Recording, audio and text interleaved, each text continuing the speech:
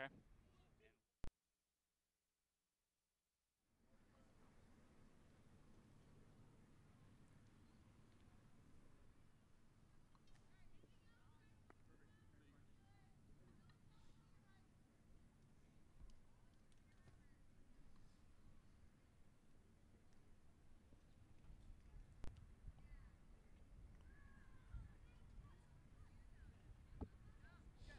Hello and welcome. I'm glad you could join us today. We are in Wilmore, Kentucky, which is the home of the Asbury Eagles. This is such a great start to the season so far. They're 3-0, and looks like things could be turning out very good according to today's matchup, but they've had some trouble in the past.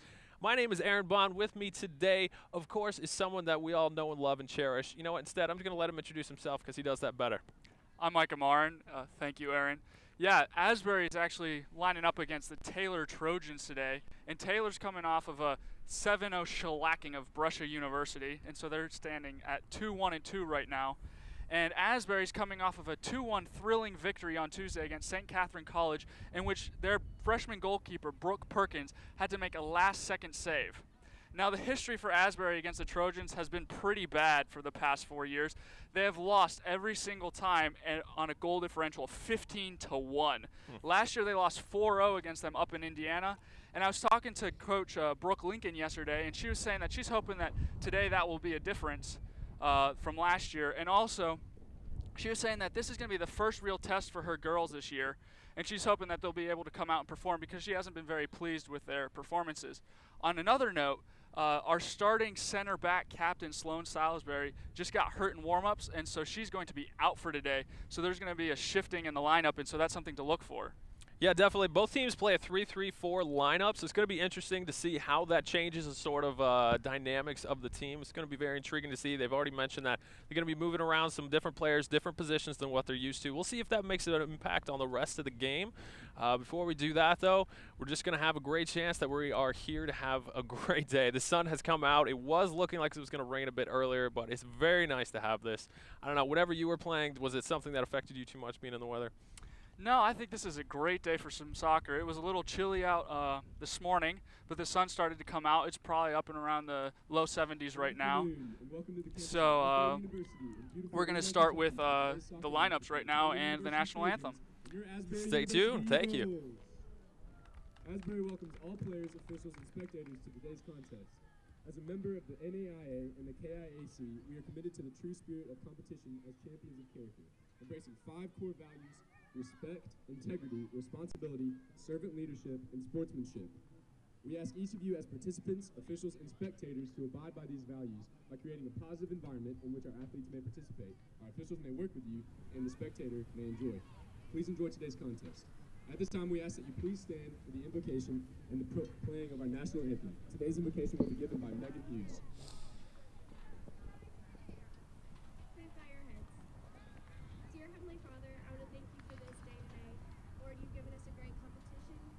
We are playing among 2 Christian teams, so let this glorify you. Please be with Sloan. She's dealing with an injury, and please be with both teams. In your name we pray. Amen. With that being, it's time for the Pledge of Allegiance, and then we are going to start our lineups.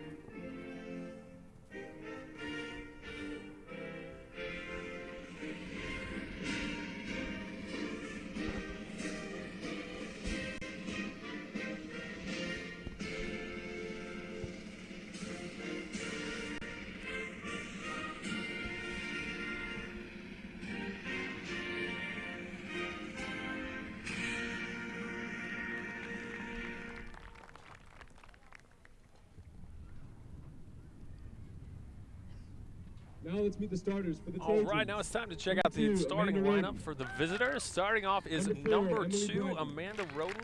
Number 6, 4, Courtney Sell. Emily Bryden. Number 6, 7, Courtney Shelby Lowe. Sell. Number 7, Number 10, Shelby Katie Lowe. Waring.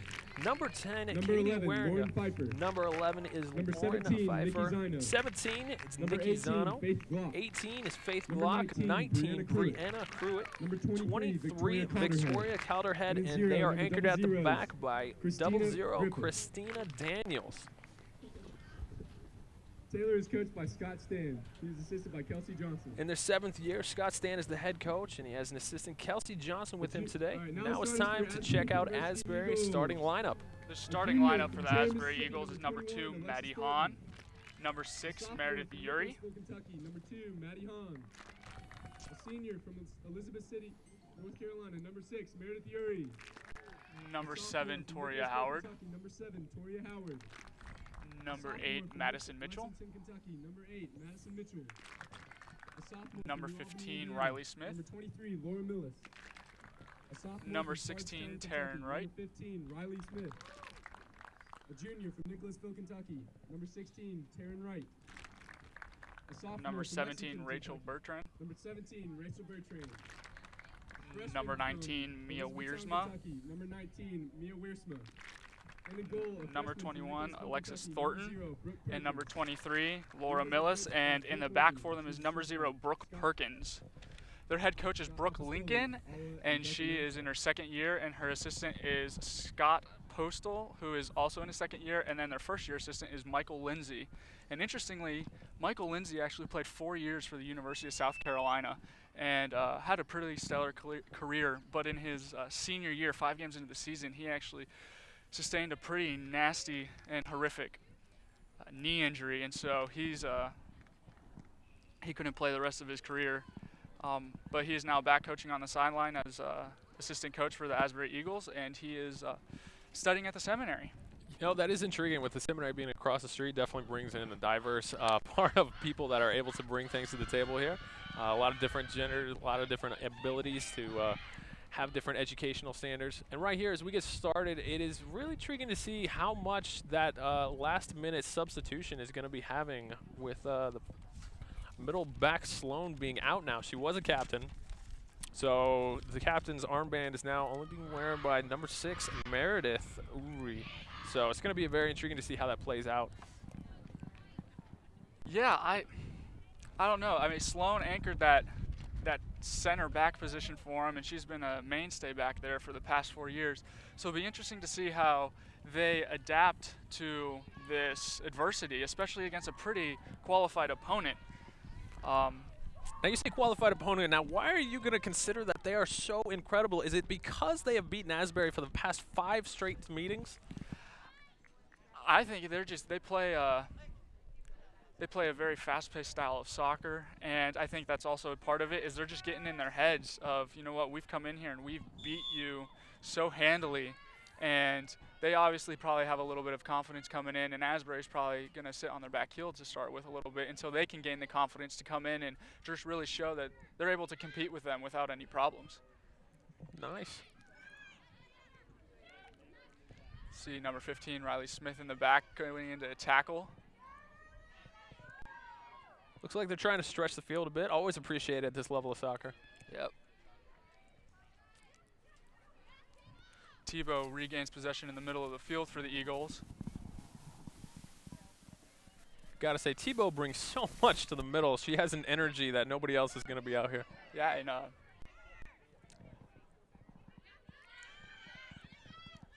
Bit of an interception. great ball through to number 17, Nikki Zano. Zano. And Brooke Perkins in the first minute of the game has to come out off of her line and make a save for us. A little bit of a mishandle, but no one is around to clean up duty. Gotta say, it is the hardest part about being a freshman goalkeeper on this team. Yeah, she really played well in the past 3 meetings. The first game, she actually only saw halftime, and then she has started the other 2 games. And so she's become a mainstay back there for him and has played pretty solid the last 2 games. That is a nice thing. Now it's time for the first goal kick of the day. I just wanted to say thank you to everyone that's tuning in right now online and also those that showed up. It is always great to have a full house here, especially during the ladies soccer.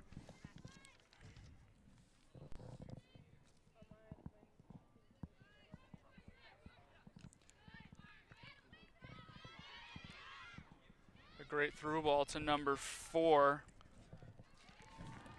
Emily Bryden with the shot, and then Brooke Perkins with a pretty easy save there. It was right to her hands. Brooke Perkins plays it out. Mia Wiersma goes up for the header. Tebow regains possession in the middle of the field for the Eagles. But Toria Howard, number 7, passes it right back to Taylor.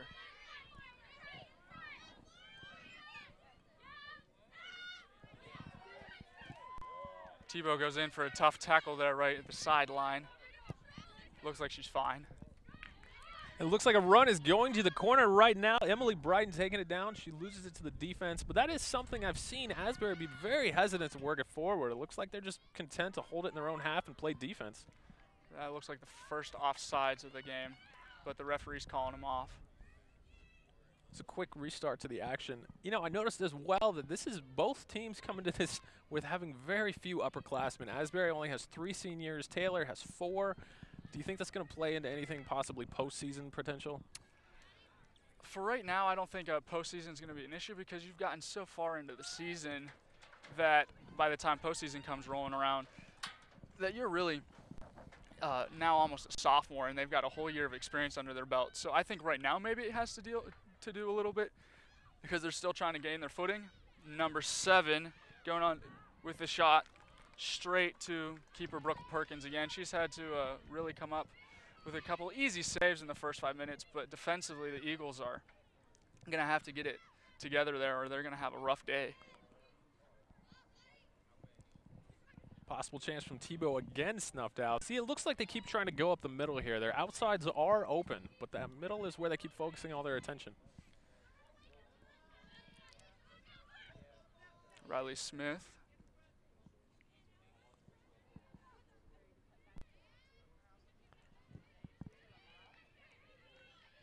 Taylor regains possession.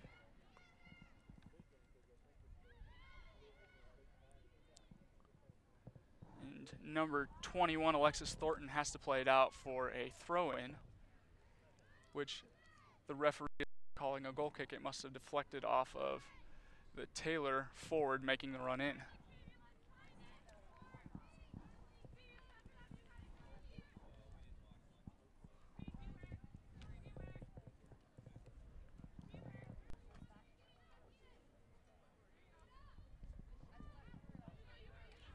Goal kick goes straight to Taylor, but Toria Howard regains possession for the Eagles.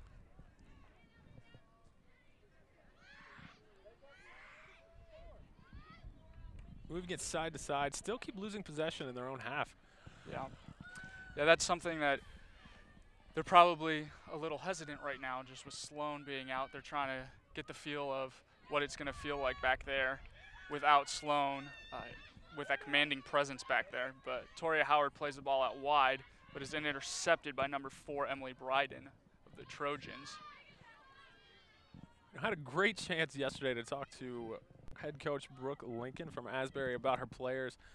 She's actually quite a reserved individual. She has her arms crossed on the sideline right now, thinking about what's going into her head right now. She's not expressive. Number 2 and number 7 for the Trojans are linked up, but ultimately it goes out harmlessly for a goal kick. I talked to her yesterday as well, and she's disappointed in the way the girls have played so far. She doesn't think they're playing up to their potential, and she says a 3-0 start is great, but when they come play against better teams like a Taylor, they're going to have to bring a higher level of play in order to come out with a victory. And so she just is really working on them and the way they play. She says that you can't control the outcome, but you can control the way you play the game, and so she's really looking for them to play at a higher level than they have been. So she's hoping that this game will get them ready to start playing at that high level for the rest of the season. Absolutely. Toria Howard plays a ball. Near miss Little on the two sideline. out. Yes. But it's all right. It gives us the first, at least, throw-in on this half of the field so far.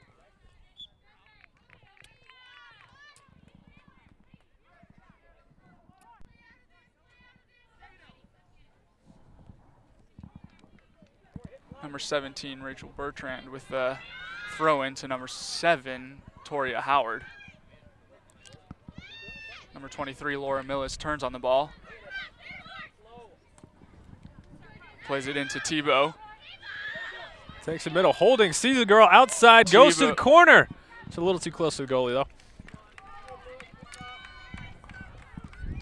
Christiana Daniels sees the first action of the game, making a really harmless pickup of the ball. It was quite interesting, her little hop step there. Hop step. She was excited to be here. I think that's what it was, really.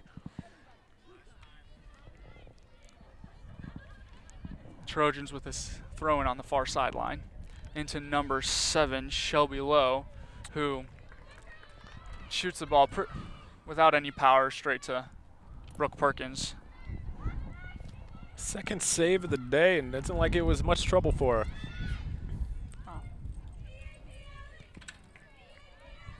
It looks like for this first about 10 minutes or so, the Eagles and the Trojans are really trying to figure each other out and just see where the weaknesses are on each team. And Tebow Wright just plays the ball in a little too hard for Laura Millis, and Laura Millis is going at it with number 19, Brianna Crute. But ultimately, the Trojans get it out without any trouble. Yeah, like you mentioned, they were trying to feel each other out, experience what the other person is thinking about, and seeing if they can react to it. Kind of like a blind date for the first time.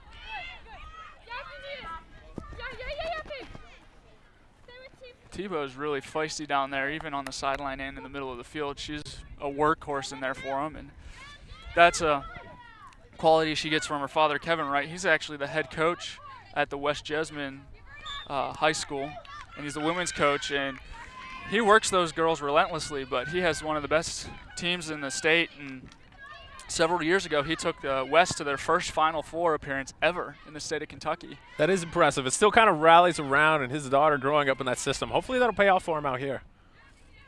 Still trying to spread it wide, but they're not having the possession they need to build up a play to the front.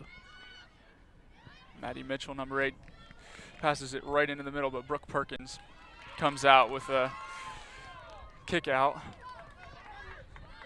Laura Millis is fighting with number 18, Faith Glock, for the ball. Laura Millis comes away with it. Plays it into Mia Wiersma. Mia Wiersma picks out Meredith Urey. A great ball across to the far sideline. Meredith's double teamed down on the far sideline, and ultimately ends up with a throw-in for the Eagles. Takes a corner kick at least. It definitely gives them the deepest possession they have had this game so far. I like to see how they line up. Right now, they only have one person in the box. Let's see if that's what their play is.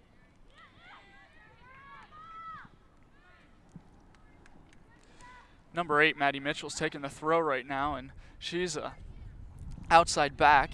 And her older brother, Stephen Mitchell, is also number 8 for the men's team, and he is also a center back.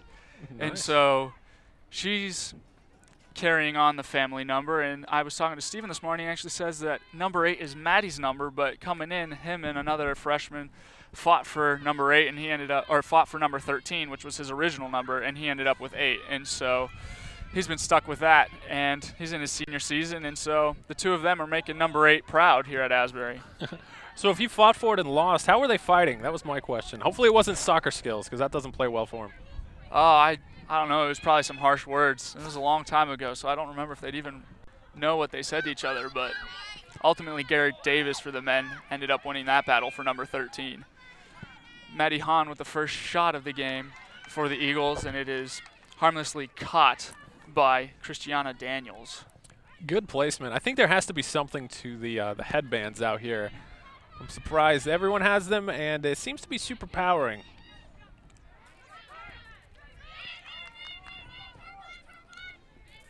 Laura Millis back to number 17, Rachel Bertrand.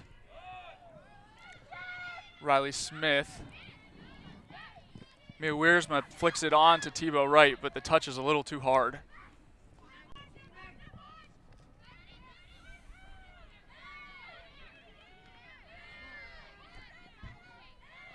Right now, both teams are matching up pretty well with each other. They both play a 4-3-3, so they're matching up in the same way as the other team. So they're just trying to pick out the open spaces in the field and really find where they can exploit the other team.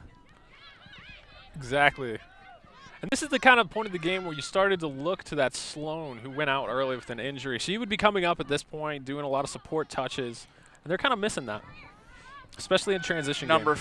4 for the Trojans, Emily Bryden, was running. A foul is called on number 21, Alexis Thornton. I thought it looked like a pretty solid tackle, but this is a pretty tough angle. And this is a very tough referee. But it's okay. He at least looks good in the yellow shirt. We can give him that. Brooke Perkins is putting 4 in her wall now. And number 11, Lauren Pfeiffer. It'll be interesting to see if she tries to play this far post or curl it in near. She tried to curl it in, and Brooke Perkins parries it off the bar for the first corner kick of the game for the Trojans. There's so many goals scored, especially at this level from set pieces. Crosses in. I'm very excited to see if anything is going to happen here. It looks like they're starting to mark up. You're looking from the runs on the back post for the Trojans, and the near post run from number 16 right now. Number 23, Laura Millis, plays it out with her head. Looking for the support. There's a second ball in. Brooke Close. Perkins comes off of her line to make another grab to prevent number 16, Hadley Yescott, from causing any harm. Nice. Played forward again. Deep ball. But even if she got that punt, who was up there to be with her? It's kind of an empty front for Asbury right now.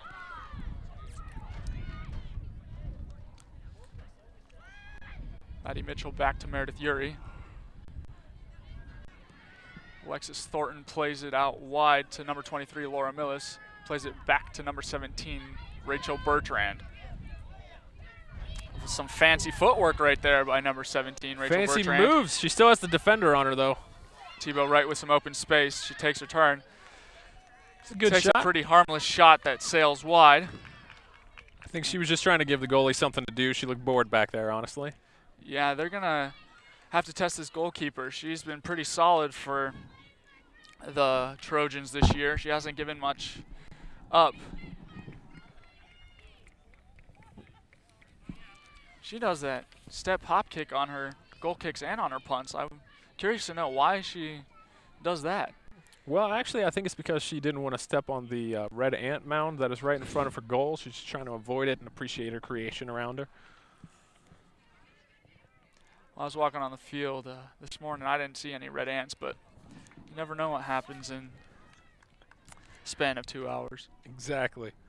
See, on the season so far, Trojans have only given up 1 goal. It's kind of impressive. And coming into this game with a 7-0 win against Brescia. Brescia's a conference opponent for the Eagles, and that has to give them some confidence coming in, but it also probably gets them a little overconfident in their skills because it's a it's a scoreline that probably doesn't reflect a matching level of soccer, and that's not always good for a team to play against teams that are lower than they are as far as skill levels goes. It's a good way to phrase it, especially because these two are from 2 completely different conferences, with Taylor coming in from the Crossroads League and Asbury coming in from the KAIC.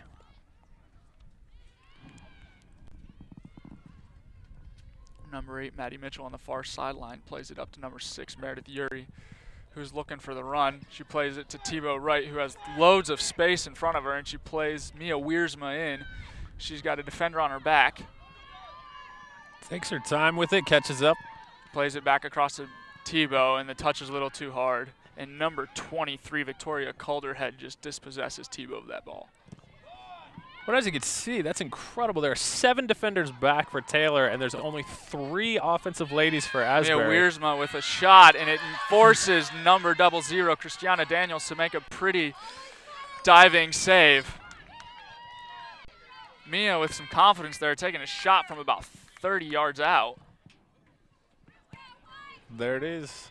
I was talking to Coach Lincoln yesterday as well about Mia. Mia's a freshman coming in, and she's been out injured for the first couple games of the season with a pinky injury, which is surprising. But she is excited for her to come in because she's thinking that Mia is going to provide a lot of opportunities up front for them. And she was hoping that she'd come in and be able to score some goals for them and create those opportunities to put the Eagles on the board more than they have been. She has done a good job so far today, I will say, and it's always impressive when a freshman is on the starting lineup. Definitely something to be proud of.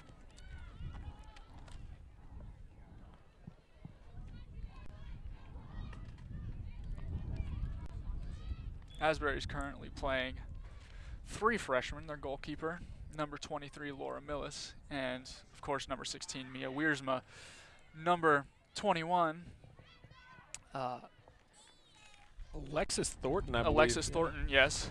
Thank you. She is actually a transfer, and so this is her first year with the Eagles, but she's a transfer junior, not a freshman technically.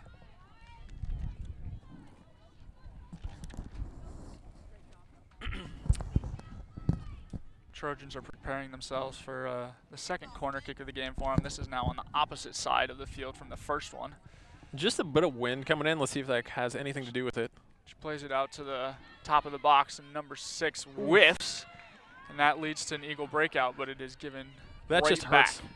Hurts a little bit to see that, but at least you're glad it's not yourself when you do it, and you're not the only person that does that during soccer. Number 23, Victoria Calderhead, just simply plays the ball out. Safe play for a defender, and allow your defense to come back and get their shape. Not allow that counterattack to beat you. So that was a safe play. I think more and more defenders are hesitant of just simply playing the ball out, and that is something that they should be comfortable with doing because it allows them to regroup.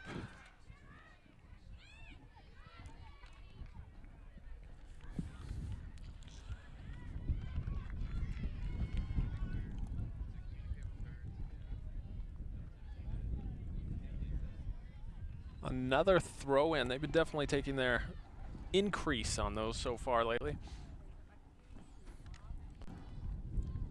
Tebow turns with the ball and is taken down.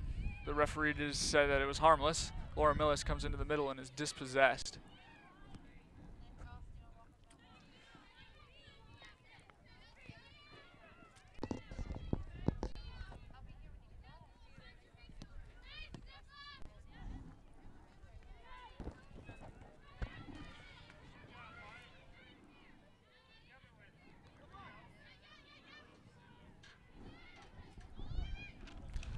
Tebow plays the ball out wide. Laura Millis and number 18, Faith Glock, are fighting for it. Faith plays it back to Calderhead, and Calderhead simply plays it out. Makes sense here. Number 2, Amanda Roden, plays the ball in for number 3, Danny Goki, who's making a run into the box and attempts a cross. It's blocked by Maddie Mitchell and goes out for the third corner of the game for the Trojans. Yeah, I kind of see the more you attack, the more chances you get, especially off corner kicks. And Asbury right now is getting completely kicked out of the corner chase 3-0. It's kind of impressive. What's really hurting the Eagles right now isn't so much the fact that they're necessarily being outplayed, is they're just not maintaining possession in the middle of the field. And if they were able to maintain possession a little bit more, they'd be able to create more opportunities and relieve that pressure off of them. The ball's played into the near post. Number 2, Amanda Roden, has a shot blocked that goes out for the fourth corner.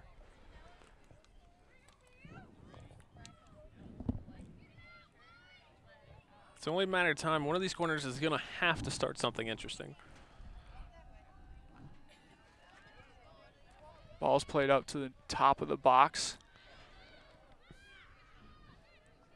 Number 19 has the shot blocked. It's played out to Mia Wiersma, who plays a square ball to number 23, Laura Millis, who is now running up the flank. Back to Mia Wiersma in the middle. She's looking for Meredith Uri into space. Meredith Uri has one defender to beat. Meredith Uri, one defender to beat.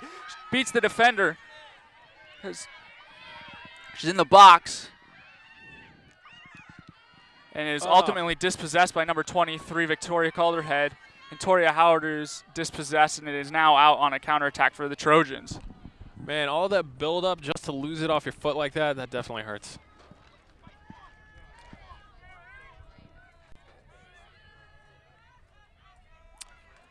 Meredith Uri Nice run through with the the ball. stick.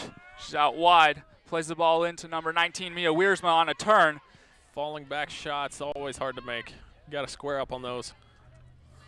I think she thought a defender was on her more than she actually was. Number 3, Danny Goki, is played into space. Attempts to find number 16, Hadley Yescott, and it is ultimately taken away by number 21, Alexis Thornton. Nice. Way to take that ball to the face like a champion. Foul called against the Trojans. Two players just wanted to appreciate how hard the other one was working, decided to sit down, take a nap together. That was appreciated there. Tebow's just working hard out there, trying to win every ball and go hard into every tackle. She is all over the place. Maddie Hahn.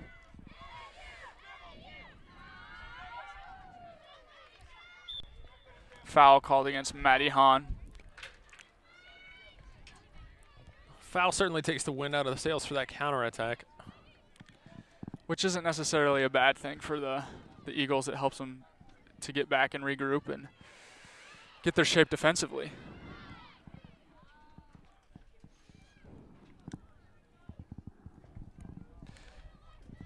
Right now, the Trojans are really trying to force the ball in, and they're playing really direct. And that is really hurting them, because when they play that direct, it gives the defender and the goalkeeper time to come onto the ball and just win it. So if they really want to take the opportunity to score and exploit those spaces, they're going to have to start linking up and 1-2ing with each other, and rather than trying to dribble and take people on. Exactly, especially when you have this two center back defensive lineup. You're never going to be able to put it right through the middle. Number 16 plays it into number 14. Number 14 back with the ball. There's some of those 1-2s you were talking about a second ago. Amanda Roden takes the shot. It's out wide. Wasn't even a problem for the freshman goalkeeper. For Sloan not being back there, the Eagles have really done a good job pressuring so far. They have. Let's see if they get some more chances to move forward in the second half. Taylor has done such an excellent job of possession. They keep continuing to be on the other half of the field.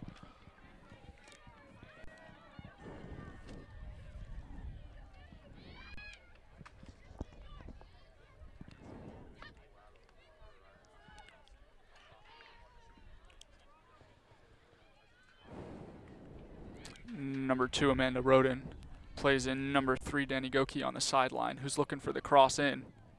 She's got one to beat with Maddie Mitchell. And plays the ball in, and Brooke Perkins smothers the ball. Covered up again. This freshman is definitely getting a workout. Whoever's paying for her scholarship, I think they helped well. Tebow wins the punt. Finds Mia Wiersma in space, and Mia links back up with Tebow, but the pass is a little too far for Tebow to get. Play back to the goalie. No hop, skip, and a jump that time. Surprising. I came to depend on that. Riley Smith goes up hard and doesn't come down with the ball. She comes down hard as well. That was a pretty good Supergirl impression. The referee is letting them play. She was waiting for the call, but it never came. Number 16, Hadley Yescott, is played into space, and she is taken out by number 21, Alexis Thornton, and the referee points to the spot, and this is going to be the first penalty. Or it might be just outside of the box here. It's hard to tell from this angle. Yeah, actually, no. It looked like he pointed to the spot and changed his mind. It's right outside the box here. Looks like everybody is in the wall, including some Taylor players. This is going to be a very great opportunity. He's backing up the wall right now. Who knows? It'll be interesting to see. This is the type of angle that if Amanda Roden has a foot, she can try to put it on goal. It's a pretty hard angle to try to float it over top and get a player to run onto. And that's what she does. That's exactly what it is. She takes a shot on goal and finds the far back post and corner and slots it through the wall. And 1-0. That was impressive, got to say. I thought she was going to pass it off to the side when I saw some runners go, but that just opened up a spot for her to be able to shooting a lot easier.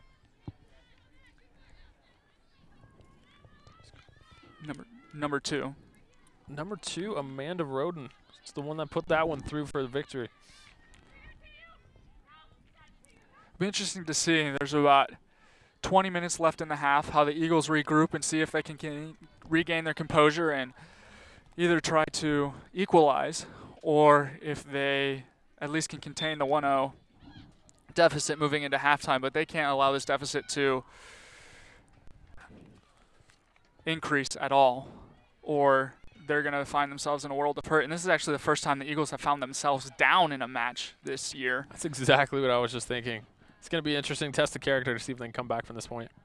And now it's going to be interesting to see, especially in the back with Alexis Thornton back there in a line that hasn't seen an injury like Sloan's for the season, if they'll be able to recover and really pick their heads up, because this is where Sloan as a senior captain would be able to come in and pick their heads up and really get them motivated to continue to play well and not allow mistakes compound upon mistakes. Exactly. Well, Be a 25 minutes, that was all it took. Tebow plays out wide to Toria Howard. Toria plays in Laura Millis. Ball's a little too... Hey, we just got involved in the action. I feel better about myself now. Thank you. We've still got it, I'm proud to say. Laura Millis to Rachel Bertrand, who plays it right to number 14, Megan Kramer. Maddie Hahn dispossesses Hadley Yescott in the midfield. Attempts to play a ball, Meredith Uri through, and Meredith Uri beats Lauren Pfeiffer off the ball, and it ultimately goes out for a throw-in for the Eagles. You know, when that ball got passed over here, I think that it was just because you were wearing that tie. That's what it was. You look good. I'm proud of you. Meredith Uri with an excellent opportunity to turn. Still can't turn the corner. That was great defense on that one. I'm impressed. I think she should have attempted the one-time shot off of that rather than try to get a better position towards the center of the box. Definitely. At this point, you don't know what the goalie's got experience-wise. You don't know what she's expecting. Just start sending shots in and we'll make her react. Ooh, nice pretzel cop there. That's nice.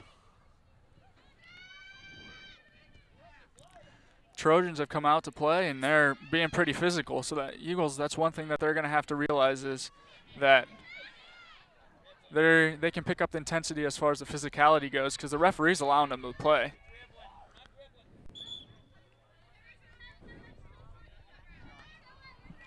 He played a little bit of hot potato on the sideline before the throw-in. Interesting call there. I was almost sure that went off of number 23, Laura Millis, but the referee gave the call in favor of the Eagles. That's why he gets paid and we don't, I guess.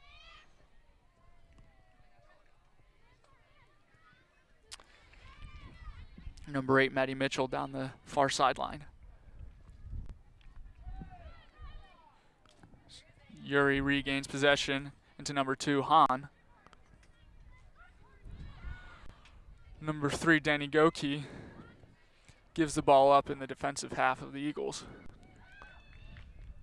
Tebow's working everywhere. She's running sideline to sideline, winning those balls for the Eagles, and is really the spark plug, for lack of a better word. I just hope she doesn't wear herself out for the second half. Turn and jump is not exactly the defensive choice you want to be pulling off on someone's cross.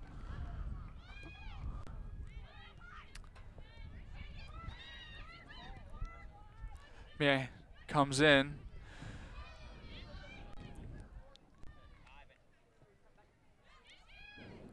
Trojans regain possession in their offensive third.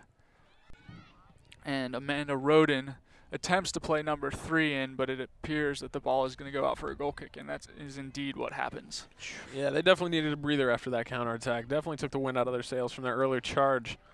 The Trojans are making their first substitution. Number 12, Megan Solka, is coming in for number 18, Faith Glock. And number 6 was replaced as well by number 5, Shannon Jacobson. Kind of surprising to make a substitution so early in the game.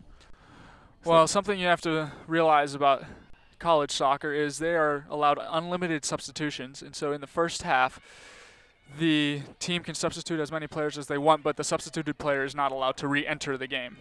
In the second half, the substituted player is allowed to re-enter once, and that is unlimited substitutions as well. So the coach is putting in a couple players that can give him a spark for the last 15 minutes because he knows that he can get those two starters back out there for the start of the second half and not have to worry about wearing them out. Makes sense.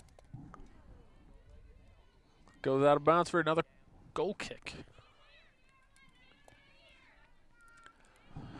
So with this chance, I just wanted to say thanks as well for coming out, watching the game online, and however else you are enjoying this. Looks like we're hitting a crowd here. Quite a bit numbers of people that brought their own chairs as well as filling up the stands. Definitely makes it part of a good environment to be here. And, you know, when you think about Kentucky, you don't exactly think soccer. That's not the first thing that comes to mind. But if you look at Asbury's roster, it looks like everyone but 5 of these girls are from the state of Kentucky, especially Central Kentucky. Number 16, Hadley Yescott, was just dispossessed in the Trojans' offensive half for a harmless opportunity.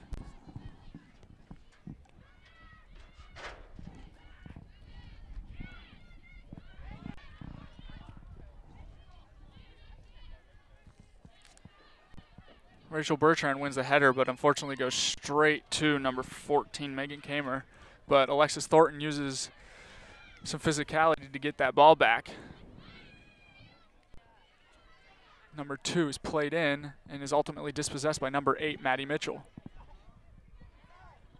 Mia plays a square ball to Taryn Wright or Tebow, who attempts to find Meredith Uri, but the ball is a little too direct, and it's harmlessly played back to the goalkeeper, Christiana Daniels, and played out. Doesn't waste any time reclaiming the ball. Asbury's taking that up. Tebow is definitely earning her stripes today.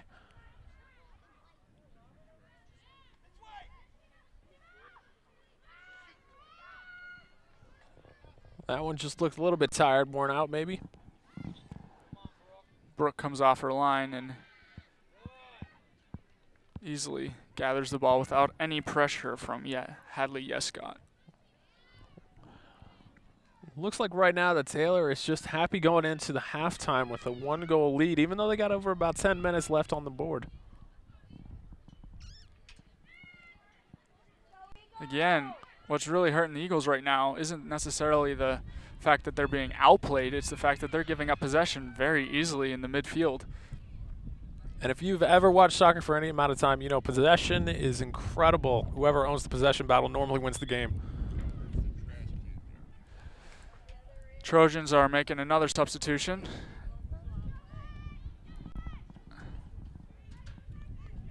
Number 16, Hadley Yescott's coming out, and number 21, Madison Leha's coming in. Pretty nice to see a girl from right down the street in Westfield going to her slightly hometown of Taylor University there. And Morgan Parrish, number 9 for the Eagles, is coming in to replace number 2, Maddie Hahn.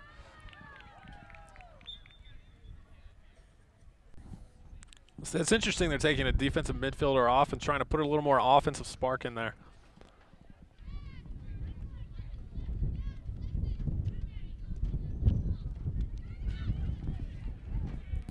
Keeps trying that ball from the defense all the way wide, but it's making it a little bit difficult. Laura Millis regains possession for the Eagles. And Toria Howard plays it just a little too hard for Rachel Bertrand. Just a bit outside.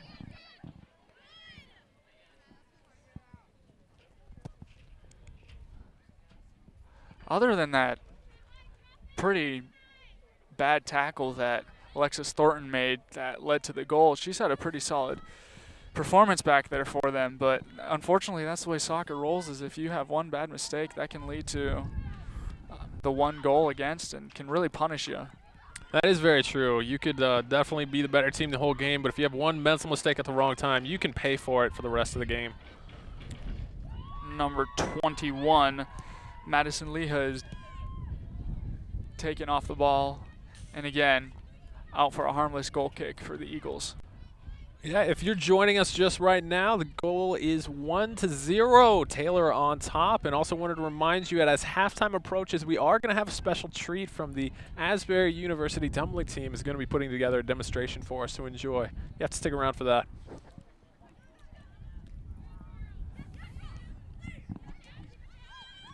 Number 14, Megan Kamer, attempted to play a ball in there and was ultimately thwarted. That's a hard word to say when you're trying to talk fast.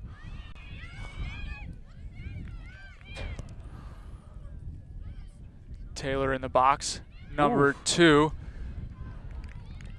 Amanda Roden plays the ball. Just touched wide by the goalkeeper. That was a great fingertip save. Corner kick, and that's the first tough save of the game for freshman goalkeeper Brooke Perkins. She's done so much better than was expected of her so far. So kudos, hats off. Played near post. Flicked on. And yet again, another corner kick with no results. It's kind of surprising. Balls continue to be pinging around in the box until ultimately Riley Smith plays it out. Mia Wiersma on the ball, turns with it to Tebow.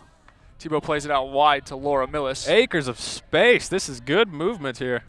Tries the ball off of her foot a little sooner, and that allows number 21 for the Trojans, Madison Leha, to come in and attempt to play a ball across.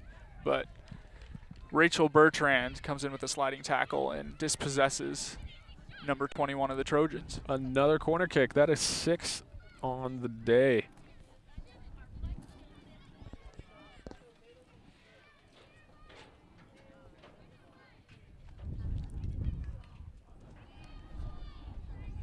They've already had 1 goal on a free kick already today. Do you think there's a chance for this one to be any sort of action? So far, the Trojans have been a whole lot better in the air all around the field against the Eagles. And so, especially on a corner kick where getting in the air and winning the ball is an important thing, it could happen if the Eagles don't pick it up in the air. Looks like both teams are content to have no more substitutions until the halftime comes. Still, I'm wondering what's going through Brooke Lincoln's head coach at Asbury. Just wondering. She's still very stoic, has showed no emotion even when the goal was scored. So I'm definitely wondering what she's going to tell her kids at halftime. Laura Bertrand plays it out for the throw for the Trojans. Throw in to number 21, who attempts to play the ball across, and it whiffs off of her foot, and is another goal kick for the Eagles. Gotta say, it's been quite a few goal kicks today, coming up on 6 minutes left in the half. Let's see if Asbury can do anything against this very staunch Taylor defense.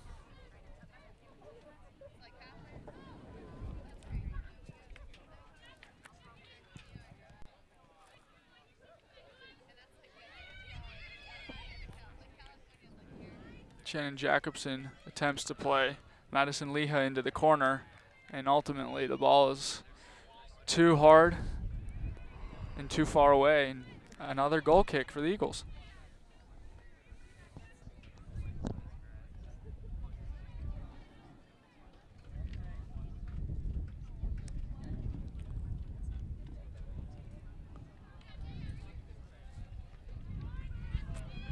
Again, the Eagles haven't won a ball in the air, and that's really killing them as well. And it's not like there's too much of a height differential between the two teams. It might just be an effort thing or whoever's more hungry at this moment.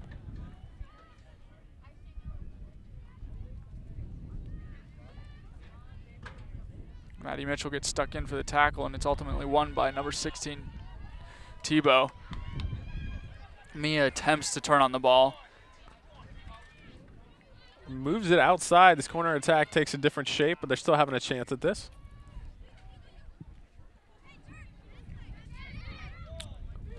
Nice movement on the sideline. Maddie Mitchell is shoved off the ball by Danny Goki, and it leads to a Asbury free kick. Man, flight and tumbling like that. She should join the tumbling halftime act. It was kind of impressive. The wind's starting to pick up here, and that may play a difference in attempting to try to play balls in the air and keeping them on the ground.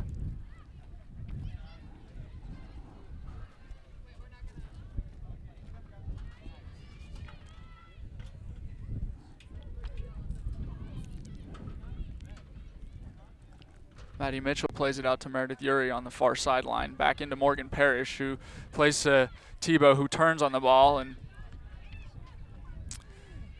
gets stuck in and ultimately doesn't win the tackle back. The desperation slides. They come across hard and demoralizing.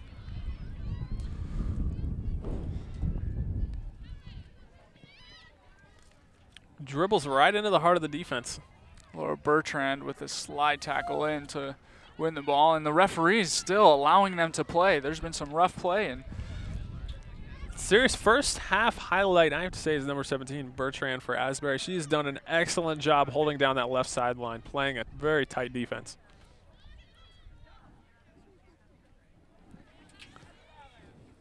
Overall, I think the Eagles should be happy with their defensive performance as far as containing the Trojans. They haven't had a lot of opportunities except for the one mistake that they made in the reckless tackle. Moving forward, though, I think the Eagles have a lot to work on. They are not passing well. They're getting dispossessed in the midfield, and they haven't really created a whole lot of opportunities for themselves. And the shot there goes out of bounds for another goal kick.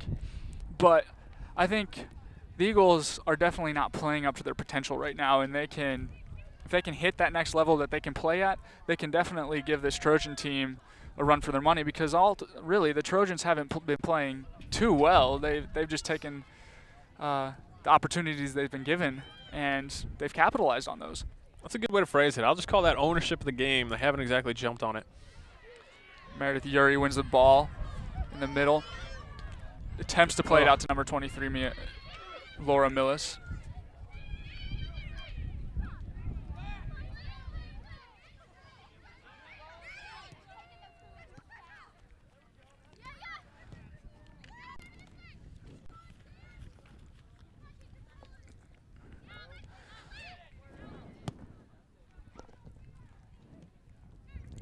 Taylor with the ball in the middle of the field.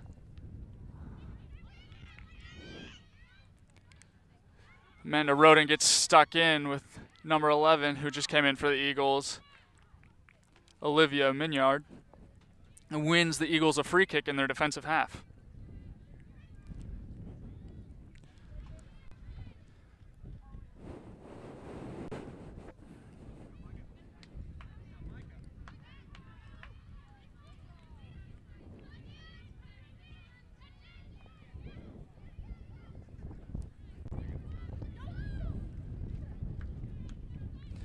The ball ultimately goes out of bounds, and it's a throw-in in the last minute of the half for the Trojans. And Olivia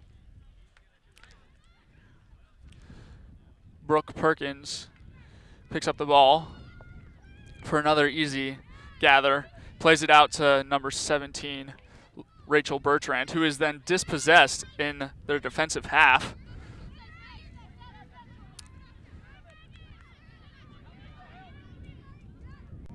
It looks like the Eagles are just hoping to get out of this half and get into the locker room with a 1-0 deficit to see if they can regroup and pull off a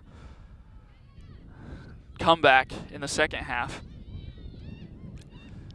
Danny Goki takes a shot that goes out wide, and that will probably conclude the half with about 10 seconds left. There's going to be the Eagles goal kick, and I don't even know if Brooke Perkins will even take this.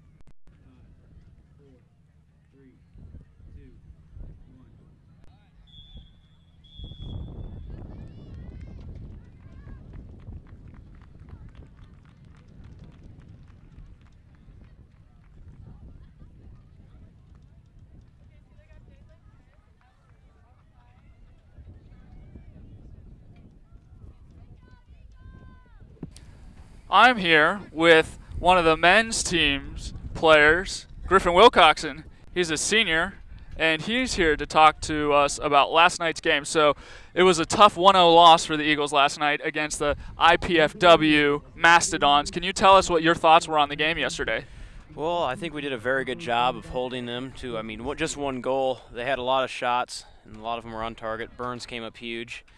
Our defense did really well, shifting back and forth, keeping them to one side, or just forcing the ball back between their center backs. Sadly, we weren't able to generate much in the attacking half, and that definitely showed with, I think, 4 shots and 1 on target. So overall, it was a good defensive game. Well, we're not in the Bush Leagues here, so I'm going to help you adjust your microphone to get a little better sound here. So you've been out here for the girls' game. I think this is the first game you've been out for them, and what are your thoughts about them and so far in this first half? Well, I mean, so far from what I've seen, they've just dominated possession. I think that's going to be huge for them going into the second half. They went down early, and I mean, that was a great free kick, so you can't take anything away from that. I think the more they possess and the more they get forward, they've had great opportunities, but sadly they haven't been able to finish them off. They've had a few good looks, and I think if they just generate more shots, they're definitely going to be able to put one away. Good, and you're on an injury right now with your knee, so when are you expected to come back out? Hopefully Monday I'll be back full speed, but you just never know. And that's the day before the men's Eagles team goes to Nashville to play Trevecca Nazarene. Well, thank you, Griffin, for your thoughts and comments on the last night's game and the first half of this game. It was great seeing you again, and I'll be seeing you after the game. You'll be seeing much more of me, Micah. Well, I'm glad. Thank you. Thank you.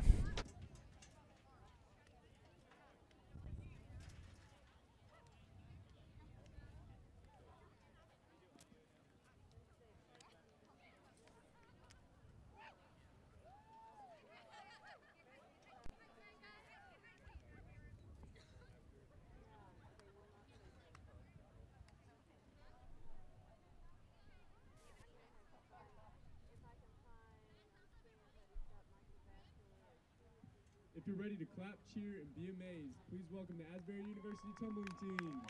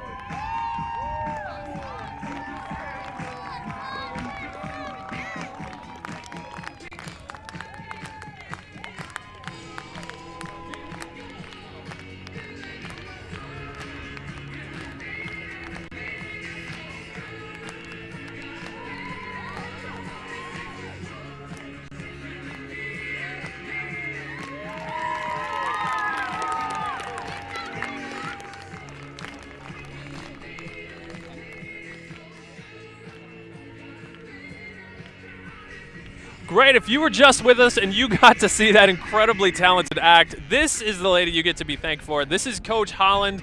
Thank you very much for meeting with me today. Thank you also for that. That was incredible art. They do pretty good, don't they? Yeah. How did you get started in this personally? I was on team back when I was at Asbury, so I was on team for 3 years, ended up being captain, and then moved out to LA. And when I came back, I couldn't stay away, so I came back to Kentucky, and this is my 5th year coaching now. Now, you said you did this when you were in undergrad as well? I did, when I was an undergrad. How long has this program been going on? This is our 50th year, so we're starting our 50th year as a tumbling team. It's going to be amazing. We're excited about it. We'll have a big 53 reunion this summer coming up. So, yeah, it should be a good year. That's incredible. So, now somebody that saw that says, that is insane. That was incredible. I have above average muscular workout. How would I get involved with this kind of a program? Well, we have tryouts every year. So, we have scholarship positions that will come on and try out throughout the year while they're still in high school. And then if you want to join team while you're here at Asbury as a student, we actually have tryouts that just ended, and so we now, they just ended, sorry guys.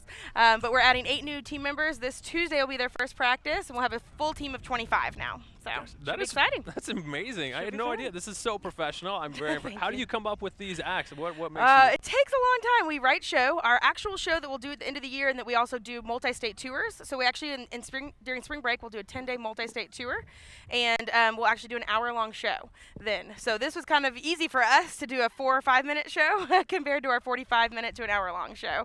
But it takes a lot of writing, about a year of writing, and each year we try to make it different. So that's also a challenge, but it's a lot of fun.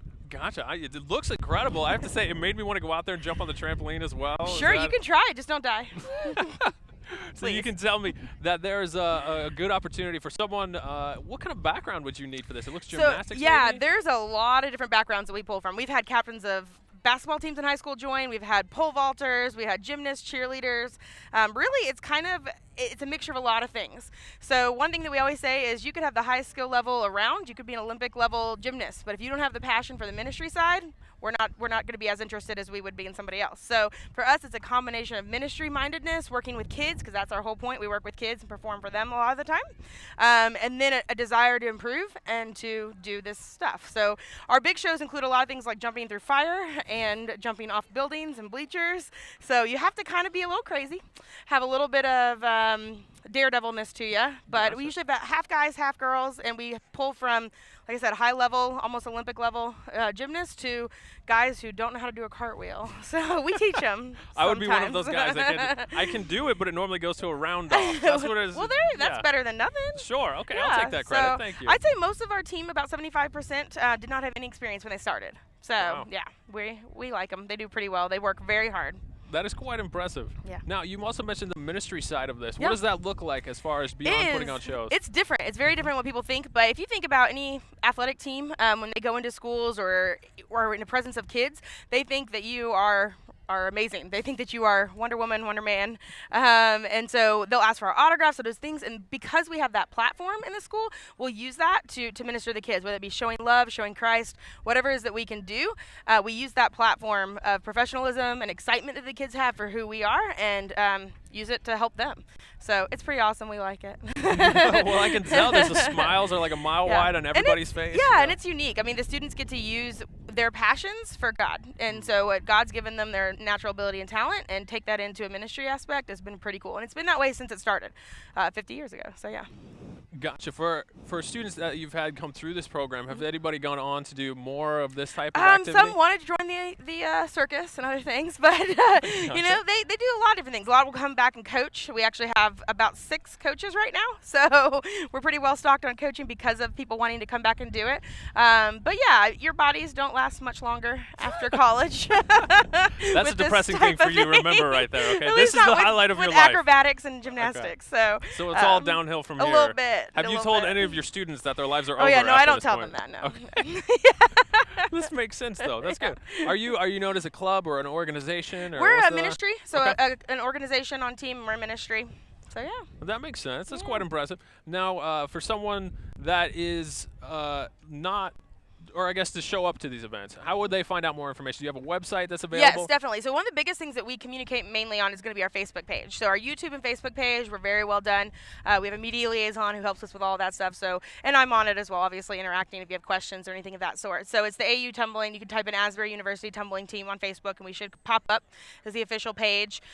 We also have an email address. You can always email me. I work here at the university as well. Well, obviously I work here as a coach, but I also work as an admissions counselor. So you can call me anytime, or you can email me anytime at holland.michael@asbury.edu. So. That's awesome. Well, thank you so much for being with us today, Coach Holland. I've definitely learned a lot more than I ever knew about this, and don't be surprised if I just randomly show up in your office. Please with a trampoline. do. Please do. I will definitely love to be doing that. Thanks so much for joining us today. Bye. Have a great time. So if you guys want to stick around, we're going to be having the second half coming just up here in a few moments. If you want more tumbling, check out their website. It's kind of incredible.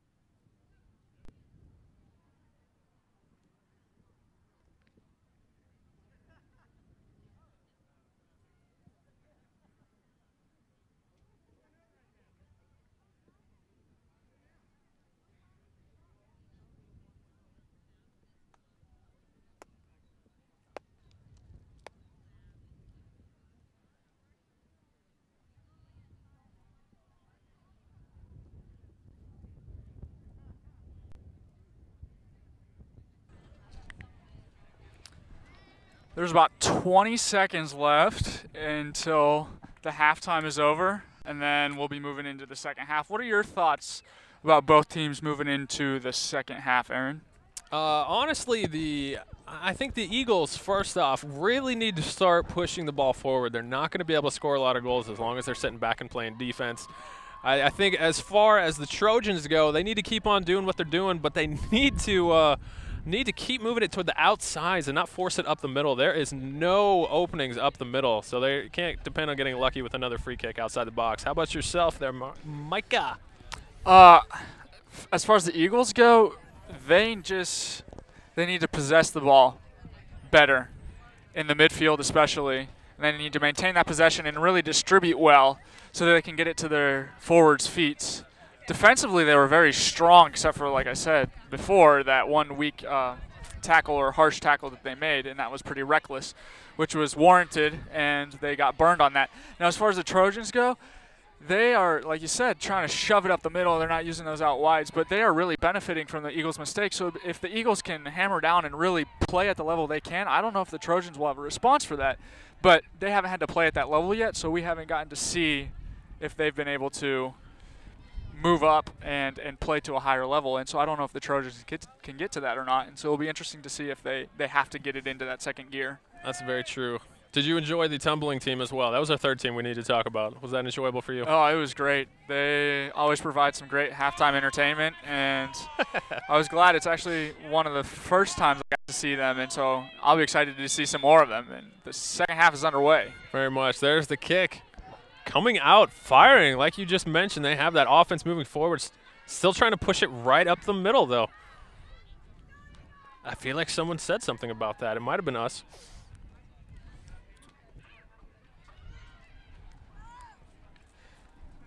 You can tell that the Trojans are coming up with a higher line of pressure, and they're looking to win that ball back, and it looks like they're trying to get that second goal relatively quickly into the second half, just as the ball gets to Nikki Zano and she attempts to play it into Shelby Lowe, so that they can get that second goal and start getting more comfortable with a lead rather than continuing with this 1-0, because they know that the longer it's 1-0, the more opportunities the Eagles are going to have to equalize and take this game to a place where the Trojans really don't want it to go.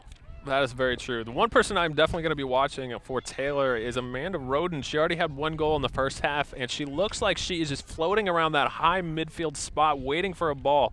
Got to be a hawk out there. It appears that the Eagles are coming out in the same starting formation as they did when they started the game. And so it shows that Brooke is overall pleased with the personnel she has. It's just not the level of play that they've been putting out. It's a very possible statement.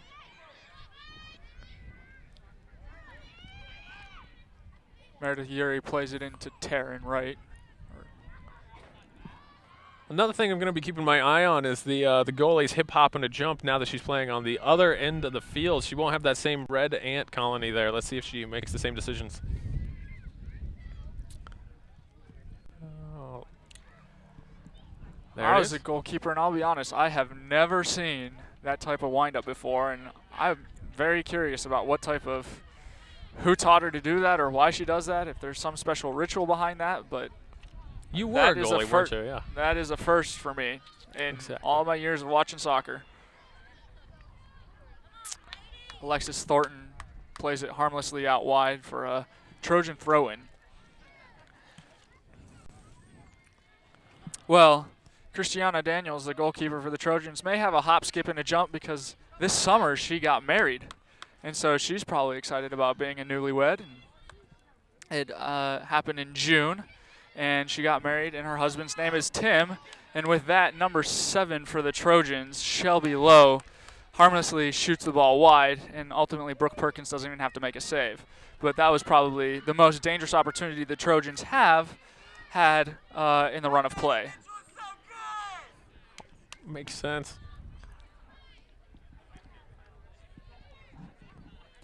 It's the first time that the goalkeeper has played it softly out of the back, and it is completely given away, and Shelby Lowe comes in but is ultimately offsides, and Brooke Perkins had smothered it anyway.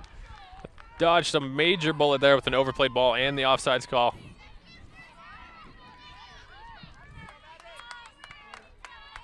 Looks like the sun is finally poking his head outside. It has been a long day of overcast.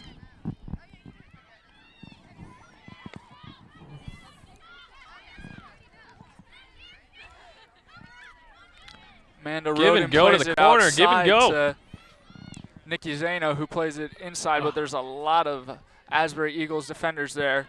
And number 6, Courtney Sell with a shot, but freshman goalkeeper Perkins was able to get down there and make a pretty easy save.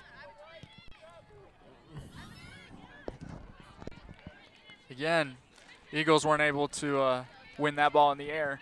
And I think it's not so much that they're not able to win the ball in the air, but they're just not winning the second balls either, and that's something that's really hurting them right now. Especially, you talk about second balls, you talk about free kicks, and whenever you have a corner kick, it always comes back for that second ball.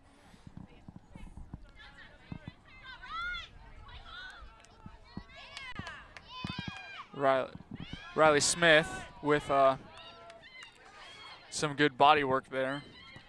5 minutes into the second half, and you are seeing such a more aggressive Troy attack right now. It's kind of amazing that they haven't scored a second one, or at least put another one on frame. Yeah. It'll be interesting to see if they're able to maintain this pressure the rest of the half, because it's hard to play that hard and that intense for 45 minutes. But if the Eagles can withstand this first little bit of pressure, they may be able to start opening find the open spaces and exploiting those to attempt to get that equalizer that they're going to need to come pretty soon, because they don't want to let this game go 1-0 longer either. Another good slant ball into the box. Offsides, but still finding a lot of room to work with in that final 18.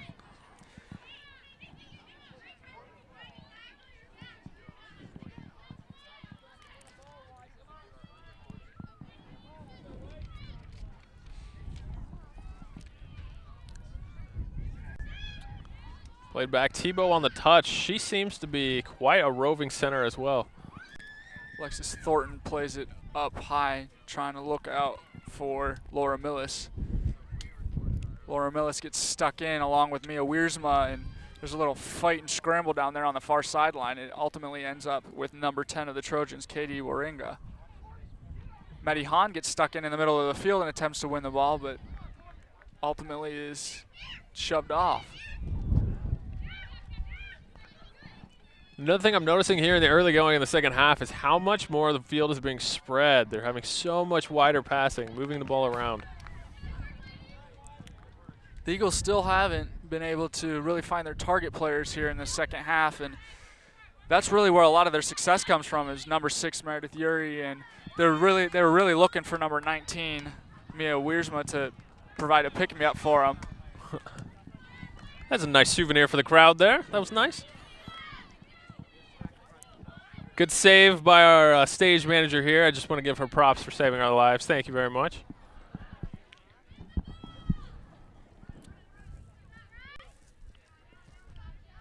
Riley Smith plays it back to Madison Mitchell, who plays it up to Meredith Yuri, who's taking her space on the sideline. She's attempting a 1-2, and Mia plays it right back into number 23, Victoria Calderhead, and that kills and squashes any opportunity the Eagles had going forward. Once again, they keep trying to go straight up the middle, and that is where you're going to find the hardest defense, the hardest resistance.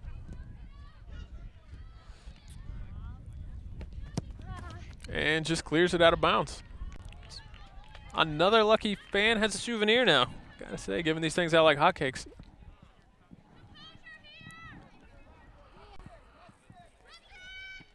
Tebow turns on the ball on the far sideline and can't maintain the possession.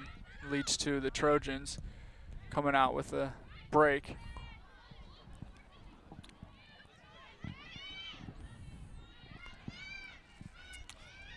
Shelby Lowe taking the ball across the field. Has it back now. Good give and go. Goes to the corner.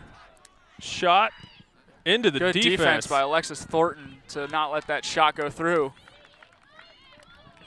And with that shot added to the total, it looks like Taylor has 8 shots on goal to Asbury's 2. Definitely a big differential to hopefully overcome here.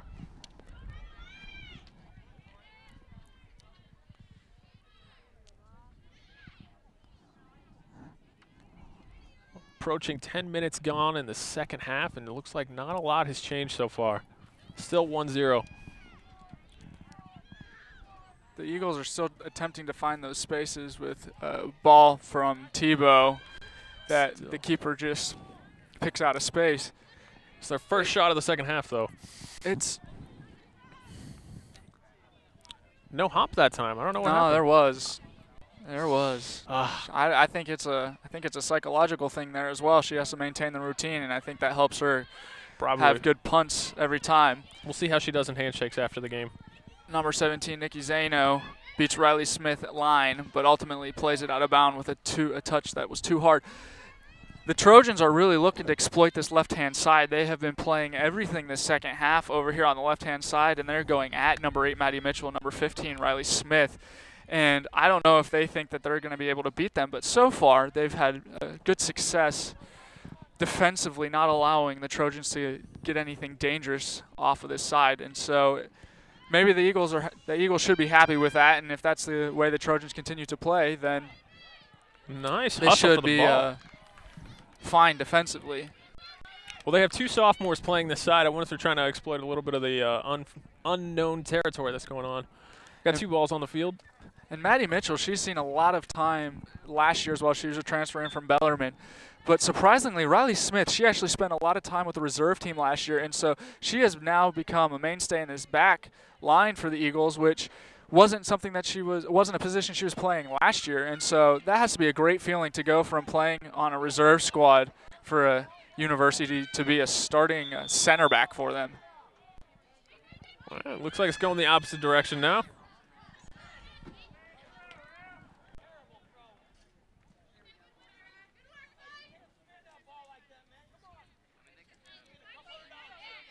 Lauren Pfeiffer with the throw. And Tebow Wright wins the ball back. Plays it out to Riley Smith, who plays it up the field. And number 10, Katie Warenga, wins it back. Number 7, Shelby Lowe attempts to play Emily Bryden in, but the ball was too square. Bertrand coming through again on the defense on that far side of the field. It's nice. Alexis Thornton. There it is. Nice clearance. Alexis Thornton actually played for Coach Brooke Lincoln in high school. Brooke Lincoln coached Terry High School in Terry, Mississippi when she was a senior. When she was a senior in college, and Alexis Thornton was actually one of her players back there. And so Alexis has transferred in from a junior college in Mississippi and is now playing her college career under Brooke Lincoln. And actually, Brooke was able to take Terry High to the Final Four. And that was the first time in the school history, and it was the women's team, and she's very proud of that accomplishment. And they ended up being ranked 12th in the state of Mississippi that year, and that is something that I think Coach Lincoln realized that was the first time that she was very successful with coaching, and now she's brought it to the college level. Good slide-through tackle to take care of the business. And number Alexis. And looks like another good souvenir here for the production crew. While we have a minute for this next moment here, just wanted to give a quick thank you to all of the great staff here at Asbury that's been working on this production. Number 14 for the Trojans, Megan Kamer's coming in for number 7, Shelby Lowe. That'd be a nice change of pace here. We got a quicker attack player coming on the field now.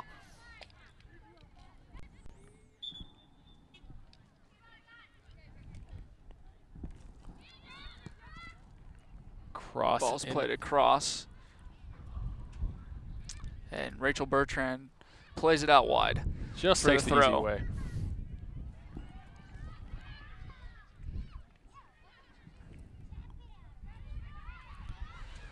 Number 2, Amanda Roden turns on the ball. It goes out for another corner kick for the Trojans, and it'll be interesting to see if they will finally be able to capitalize on one of these corner kicks. It's actually a lot of wasted opportunities when they've been given so many chances on corners and really haven't taken advantage of them and haven't really even put a shot on goal in on any of these. Exactly. The matchup I'm watching is on the front post with Emily Bryden. She's only 5'1" for Taylor, and she's being marked by 5'6" Rachel Bertrand. It's going to be a half-foot difference. Still doesn't make too much of a difference when the ball's kicked out of bounds on the kick.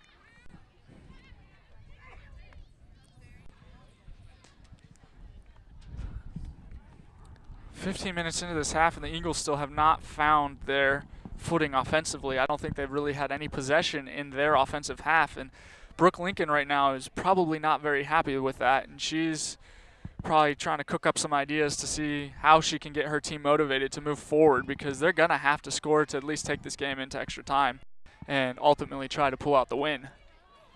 So if you were coaching right now, what kind of adjustments would you make? What would you change around? Defensively, they're doing great. They're really hammering down back there. I think they just need to get someone in that midfield that is able to hold that ball. And so I don't know if they make the adjustments of bringing someone in, but they're going to have to really get into their midfielders' heads, Maddie and Tori and Tebow, and tell them they really have to possess the ball and not try to force things and be too direct. They're going to have to link up with the play. And if that doesn't work and they can't get into their heads, then they're going to have to bring in some substitutions that are able to maintain that possession that they're going to need to go forward and to find that goal. I think the biggest change that I would make is definitely start pushing these outside defenders up a little more when you have the ball on offense and moving it down the sidelines and then crossing it in once you get toward the box. Tebow with the ball in the middle finds Toria Howard behind her, and that's exactly what I've been saying. She passes it right back to the Trojans, and that kills any momentum they have moving forward. And they're just going to have to be smarter about finding the better ball. And number 14, Megan Kamer, who just came in, attempted to put a ball on frame and was ultimately dispossessed. Snuffed out like a cigarette in a Baptist church.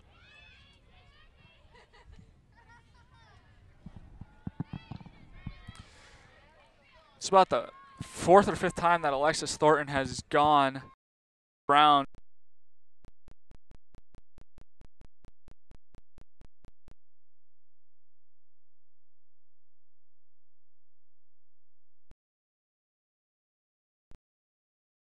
A defender to be feared.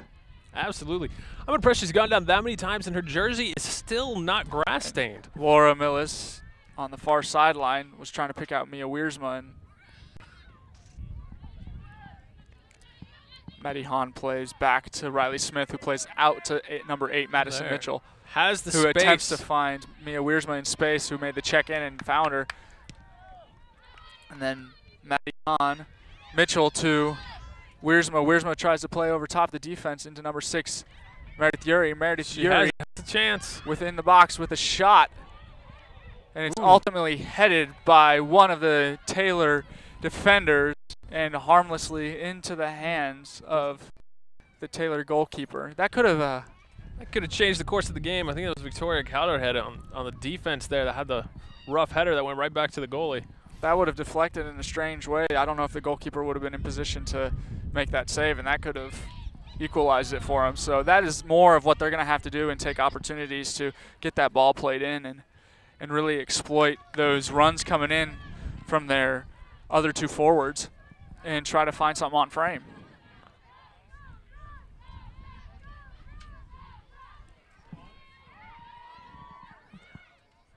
I don't know if you can hear this if you're at home, but it is awesome to hear some of these great chants that are coming from the crowd today. Definitely adds such a great element to the atmosphere.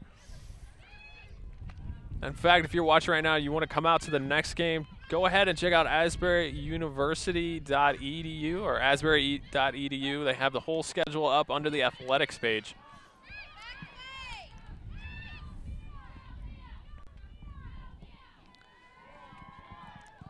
Minutes into the half, and it doesn't look like Brooke Lincoln is attempting to do anything with her bench yet. Although she has actually squatted down. I give her credit for at least making a move somewhere.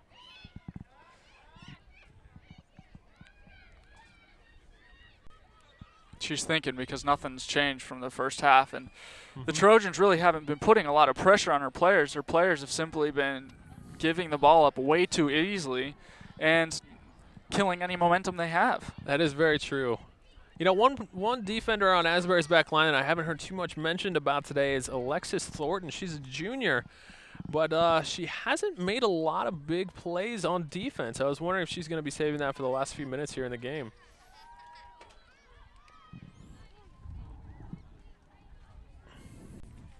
There's another corner kick for the Trojans. Watch number 14 on the near post. And Thornton with a head out.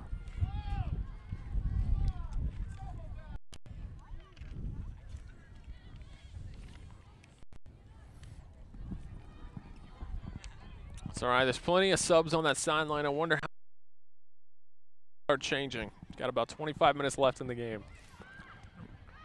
Amanda Roden attempts to find Nikki Zano in space right there at the PK dot, but ultimately the ball was a little too far outside of her foot, and then it goes out for an Eagles goal kick.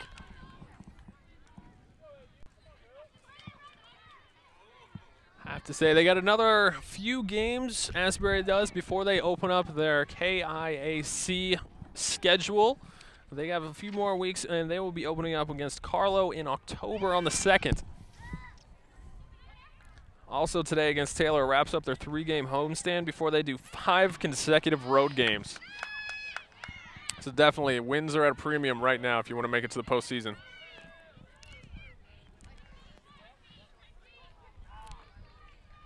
Viewers at home can't see this, but on the far sideline I just saw Sloan Salisbury, the captain of the Eagles, who normally plays center back and was out off injury, has something wrapped on her right arm, and so it appears that that is what the injury is, and we'll have to get an update for you later in the game if we can, but it doesn't look like it is something that she's going to be coming back soon from, which is unfortunate for her in her last season and also for these Eagles, because she has been such a big role for them in the back. Definitely. From here, it looks like she's either covering up a sprained wrist or she could have a bag of Skittles inside of that sling. We'll have to find out more later.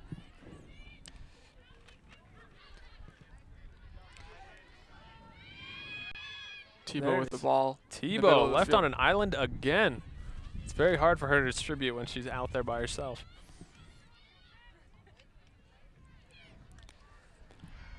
Trojans with some 1-2 play.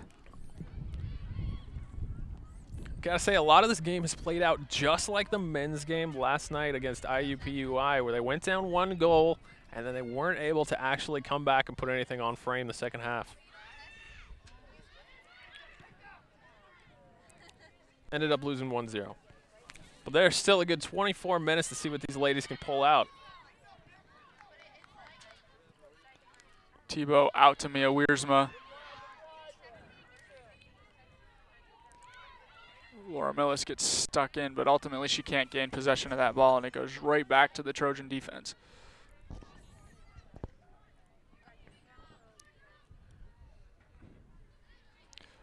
Rachel Bertrand being feisty on that far sideline and is unfortunate with a tip off of her back heel out for a throw-in, but it ends up going well for the Eagles, and they look to go forward now.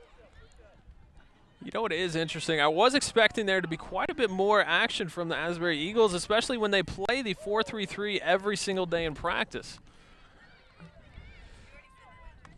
Meredith Urey just got pushed off the ball, and Meredith actually up to this point has been having a stellar season. She has scored 5 goals for the Eagles already, and that actually ties her career high in goals for Asbury, and so I'm assuming that she's going to break that record or her career high. I mean, I think that's a safe assumption to make. The rest of the season's all bonus after this point. She's already been named the KIAC Player of the Week a couple weeks ago, and she's actually ranked in a couple spots in the NAIA. She is ranked number 17th in points per game.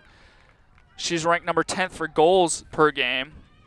She's actually ranked number 4th in the entire NAIA for game-winning goals per game, 9th for game-winning goals, and she is ranked 12th with shots on goal per game. So she's really their offensive power for the Eagles, and they're really going to have to try to use her in this last half of the second half if they want to try to equalize this game. They do try to push everything through her. You are correct on that one.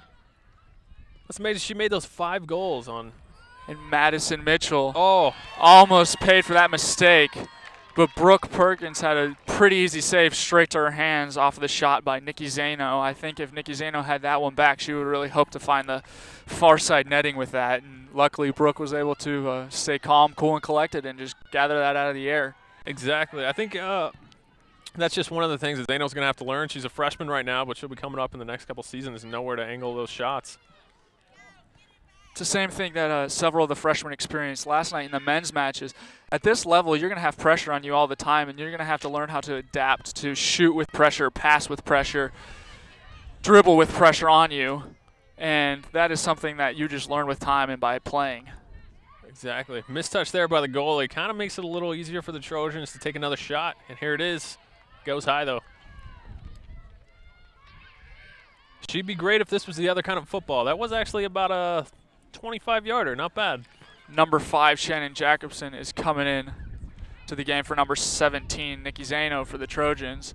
And number 3, Danny Goki, is coming in for number 4, Emily Bryden. We'll see if Coach Scott Stan is making these substitutions to try to put this game away with another goal, or if he's going to have his girls sit back a little more defensively and hope that they can just eke out the 1-0 win. Should be interesting. One was a forward, one was a midfielder. He didn't actually choose any defenders to put on there, so I guess he's just going to try to push a little bit more in these final 20 minutes. Yet on the Asbury sideline, still no substitutes coming in. Still a surprise here.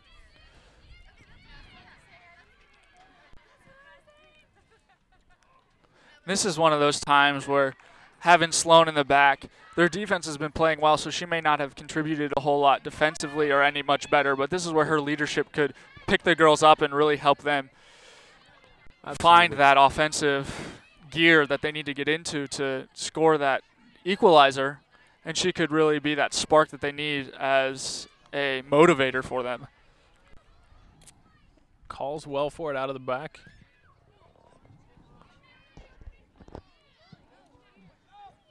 Nice boom ball down the sideline to at least get the possession out of her half. And now throw Eagles win a throw, and this is the first substitution for the Eagles of the second half, and it appears that Olivia Mignard is coming in for Madison Mitchell. And wonder if Madison's looks like she's just gassed, and Olivia's coming in to fortify that defense and make sure that nothing else gets past that Eagles line. A little quick, and then we finally get a little voice action from the referee this half. He's been pretty quiet so far. It's a good game.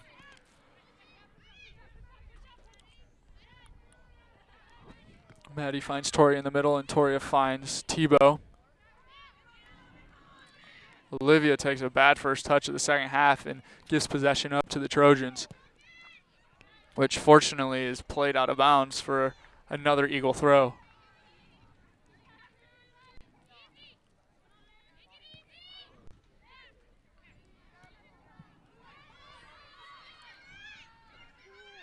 Plays back. Looks like this will be Toria a Howard great with the time. ball in the middle. Great time for a switch fields. You see on the far side, completely open. Alexis Thornton Oh. gives up possession, and number 3, Danny Goki, with a breakaway against the keeper. And she finishes it with a second goal for the Trojans. Makes her pay, and that is the second goal. They make you pay. They took care of the one opportunity they had, and that is a 2-0 scoreline. And you can just look on the faces of these Eagle girls that they're down on themselves. But they got 18 minutes to try to figure something out here, and it's going to be rough and it's going to be hard. But if they can play at the level they can and that their coach expects them to play at, they can pull 2 goals out. It's just whether they're able to pick themselves up here. It's true, very true. That was one of those moments where as soon as you see the ball get turned over, you know what's about to happen, but it still hurts to watch. And the goal scorer, Goki, has actually been a solid player for the Eagles. And with that said, Meredith Yuri's coming into the box for the Eagles, and she attempts a shot, and it just was not well taken at all and just goes off the side of her foot. That was probably the best chance the Eagles have had in the second half. You could see on her face she knew that one definitely should have gone in. Back to the goal scorer, Goki. She actually scored 7 goals last year for the Trojans with 3 assists in 20 games. And she was highly recruited by Indiana Wesleyan University. And she decided to go to Taylor because she ended up winning the Lilly Scholarship, which in Indiana means that you get a full ride to any school in Indiana you want. And so she thought the Lord was calling her to Taylor, and so she went, and she has been a solid player for them in the last 3 years, going on her senior season. And overall has 10 career goals and 4 career assists, and with that, that's actually her 11th career goal. So she has to be proud about that. Wow, nice work to her. She finished well. I mean, she had a few quick steps in front of the goal, got the goalie off balance, and put it in the opposite goal. That's nice. And she was looking to play in Courtney Sell there, who maintains possession of the ball without letting it go out for a throw, and plays the cross in. Rachel Bertrand looks a little slow getting up right now. Not sure what happened on the far side. Carolyn Moore had the header to attempt to go on goal, and it goes out wide for a throw. But you're right, Rachel Bertrand there, she's leaning over. It looks like she may have gotten knocked on the knee.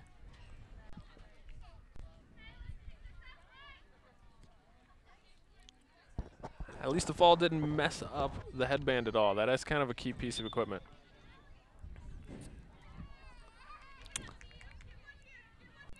Number 9, Morgan Parrish, is coming in for Alexis Thornton. And Alexis has probably had their best defensive effort today, but it's going to be overshadowed by the fact that she gave up that careless tackle that led to the first Trojan goal. And she probably can't be happy with herself, and she probably wants that one back in the first half. But overall, other than that, she's been pretty solid back there for them, considering that she wasn't expected to start back there. Yeah, this game would have been completely different if that tackle had not happened.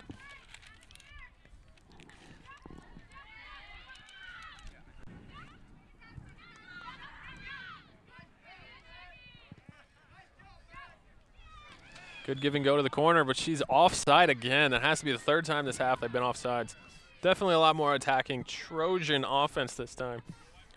Not happy to just sit back with 2-goal lead with 15 minutes to go. They're going to push for more.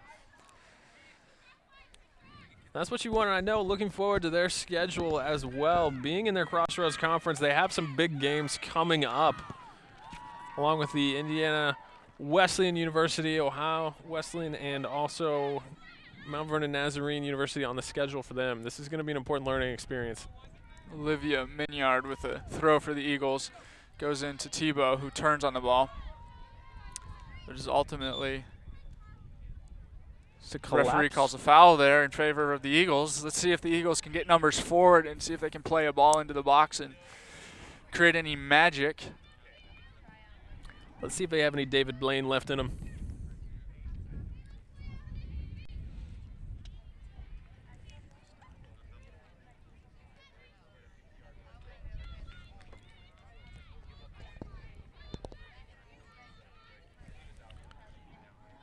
A gracious point to the stop.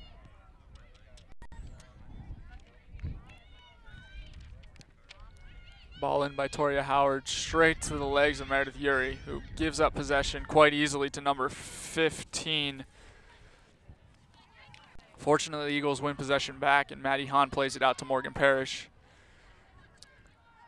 I noticed the Eagles are still playing that 4 flat back defense, which if there's any time that you want to start pushing forward, now would be it to try to get a goal. Saves it from out of bounds. Nice work.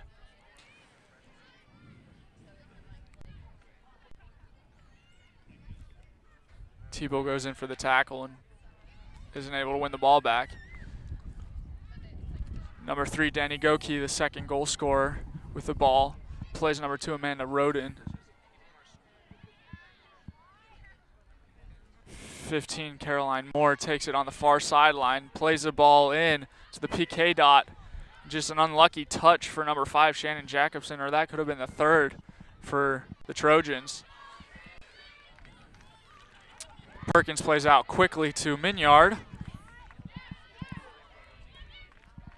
Moves Yuri it into up the middle sideline. to Toria Howard, whose older brother Adam plays on the men's team here. And she had been starting up at forward for the Eagles, but because of the injury, she got moved back into the midfield, and that's the same position that her older brother has been playing. And unfortunately, both of their playing woes have continued.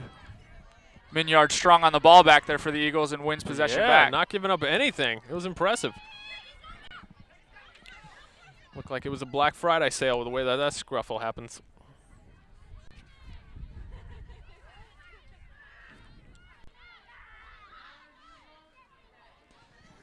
But yeah, back to Toria. She hasn't had her best game, and she probably knows it, and she's probably frustrated with that. But Adams and her older brother is in a little bit of a poor spell here too, and so they're gonna have to pick it up collectively, and they're gonna have to maybe get a powwow, brother sister, and figure it out and sort of motivate each other to play better.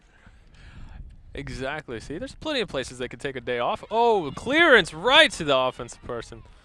Man, Amanda Roden almost had a chance at a second goal today. It's all right, Brooke Perkins now settles herself, kicks it downfield, makes it a half by a mark. Yuri turns on the ball. She's going far sideline.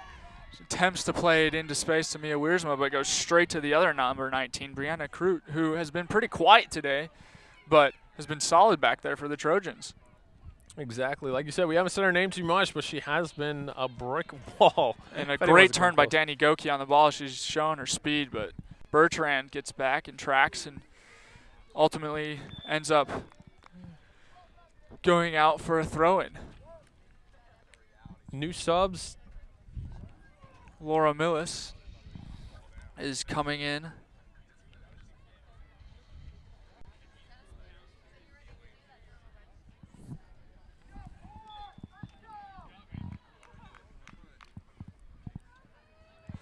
Looks like Brooke Lincoln has gone to a little bit more offensive power here to see if she can get anything going in the last 10 minutes for the Eagles. That's what you need to do.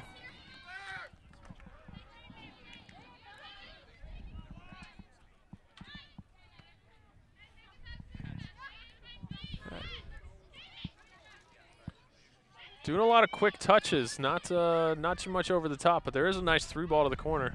Fortunately, no one's home.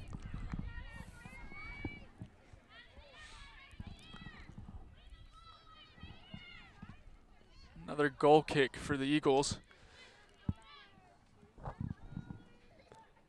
Coming up on 10 minutes left. Still plenty of time to make anything happen, but going to have to start moving the ball forward out of their own half. Toria Howard goes up for it and can't come away with it. Number 5 for the Trojans has a great shot on goal, but freshman goalkeeper Brooke Perkins come up with a great save that leads to a corner. That was nice.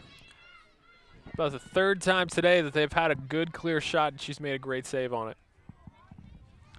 The defense just broke down with that one. She's earned her stripes. Definitely could have been a couple more goals for the Trojans if Brooke hasn't come up big, but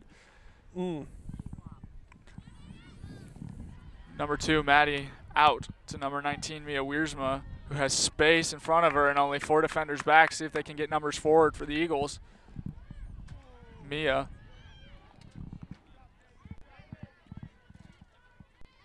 Laura Millis turns on it. Tebow with the ball in the middle. Plays Toria Howard out left. But she's dispossessed. And they're going back to number 3, Goki, who's on sides. Loses it out of bounds, though. She definitely had the angle. It was a good run, but now they have another corner kick. And if you're keeping track at home, let's play a bingo game. That is 8 corner kicks for Taylor over to Asbury's 0. You're not going to win too many games if you don't get any offensive chances in the other team's corner.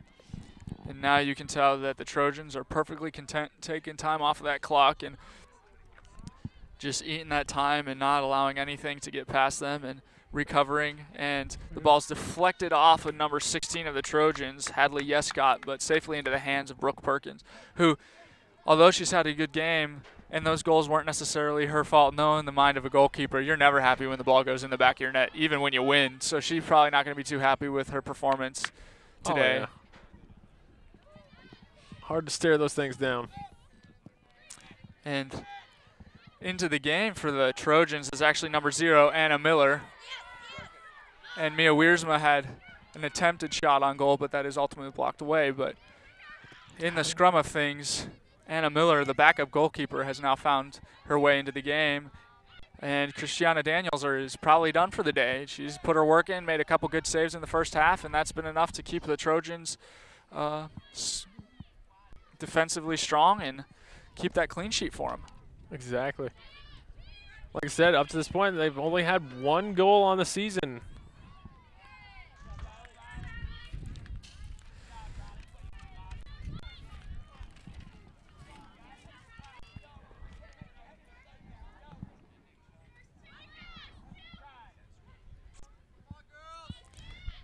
This is always the hardest part of being on a team when you're down and the other team is taking their time getting to the ball. You know, it's great academically for being a soccer player, but it's always frustrating to be waiting for the ball to be played in. Laura Millis goes in strong for a tackle, ends up losing the ball. But, I mean, it was a 50-50 ball that either one could have won and just came. Exactly. Danny Goki, they're still looking for her down on that right sideline, and that looks like that's been the big change in the half. Is the beginning they were looking down on this left-hand side to try to play the ball through, and they weren't finding any success, so they went over to the right-hand side, and that's where they started finding their success, and that's where their second goal came from. And they're going to keep on going back to Goki until they're able to shut her down. Until they shut her down. That's a good way to phrase it. She's had a lot of opportunity. Not the best corner, but still made it into her own player. Maddie Hahn plays it right back to the Trojans, who take a harmless shot on goal, but those are the types of situations in where the defender has to pick their head up and find their play or keep the ball at their feet because she really didn't have anyone around her, and that's just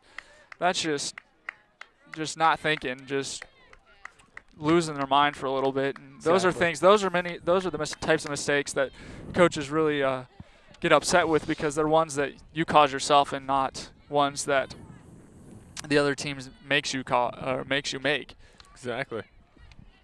And the substitution in for the Eagles, number 21, Alexis Thornton, is now back into the game for Toria Howard, which is surprising because Toria is a more midfield type of player, and Alexis Thornton is more of a defender, and it appears that that would be a defensive move, but being down 2-0, they're going to have to start pushing numbers forward. So what it looks like is she's going to start playing 3 in the back here and pushing a those numbers forward and hoping that her Alexis Thornton, her best defender on the day, anchors them for the last 5.5 minutes. Yeah, I hope it works for her. Like you mentioned, they got about 5 minutes left to make something happen. There it goes down that right side again still. Movement. I'm noticing also a huge gap between this back defensive line, just letting things happen, and then the midfield giving a gap. So there's a huge area for the Taylor forwards to work with. Morgan Parrish turns on the ball to Riley Smith. Riley to Maddie, who can't keep possession of it. Loses possession to number 16, Hadley Yescott. Plays it into Goki with a nice 1-2, but Riley Smith's there to stuff that one up. See, a lot of what's happening is what coaches love to call boom ball. I don't understand what he's calling right now. He's stopping the clock because there's a lot of substitutions coming in for the Trojans. They're putting 3 new players in. Number 17, Nikki Zano is back in the game. Number 7, Shelby Lowe is back in the game. And number 4, Emily Bryden is back in the game for the Trojans. And he's not going to their starters. And he's going to them to finish up this game and tell them to close it out for him. And he's not emptying his bench like some coaches would. That's surprising.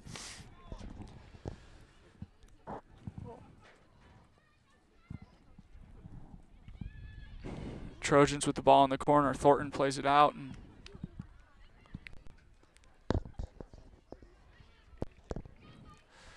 Eagles want to throw, and with 4 minutes left, they're going to either have to get a huge offensive spark and find something here, or they're going to go away with the first loss of the season.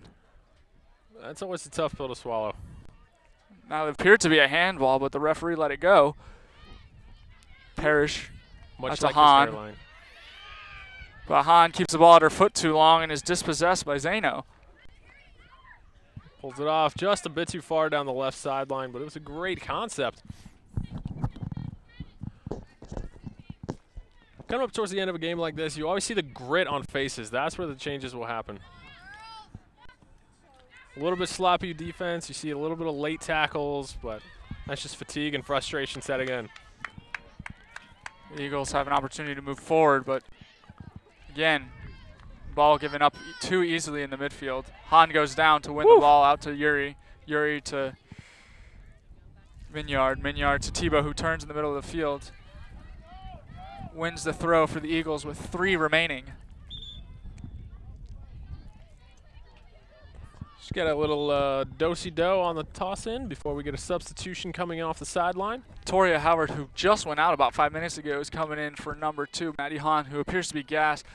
It's interesting, I guess Toria needed to be taken off and given a little instruction by the coach and see if she can provide a spark off the bench. She could do it. Here's Tebow. 3 ball does not happen. Toria Howard plays it back to Bertrand. Bertrand in the middle to Parrish. Tebow finds Parrish. Parrish to Howard. This is the deepest that the Eagles have had Nice the ball 1-2 this entire between half. Millis and Wright, but Tebow ultimately takes a bad touch too far in front of her and is dispossessed by Victoria Calderhead. Much better passing right now, but where was this about half an hour ago? Exactly. This is the type of play that Lincoln probably wanted to see from them at the beginning of the match and not at the end.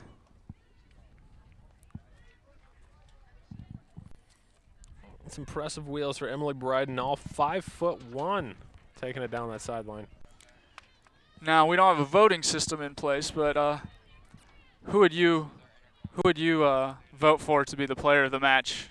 Player of today? the match game ball, that's always a difficult decision. This one being such a defensive battle, I'm going to say one for the Eagles would definitely be the Rachel Bertrand. She's been all over the place on that backside. She's been holding it down. She's been doing a lot of defense. But I'd say on the other end of things, I would definitely give credit to Danny Gecki. She scored the goal, but she also has been earning her stripes, making her people work on the defensive side of things. She's been making it quite a headache on that side of the ball.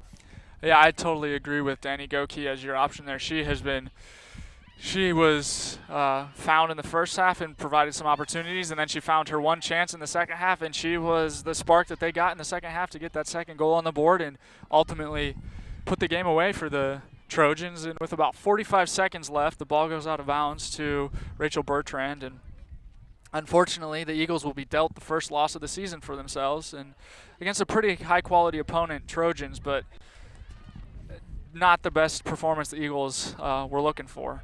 Exactly. The last 30 seconds are set to expire. Looks like the Eagles are going to go to 3-1 on the season. And Taylor, meantime, is going to go to 3-1-2.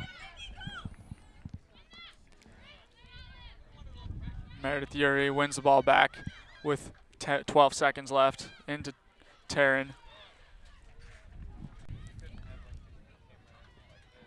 Yuri with 2 seconds left. Laura Millis with the ball. And the game is over with the ball being Well, the referee's continuing to allow play, and now the game is officially over. Trojans 2, Asbury Eagles 0. Looks like that's the end for now.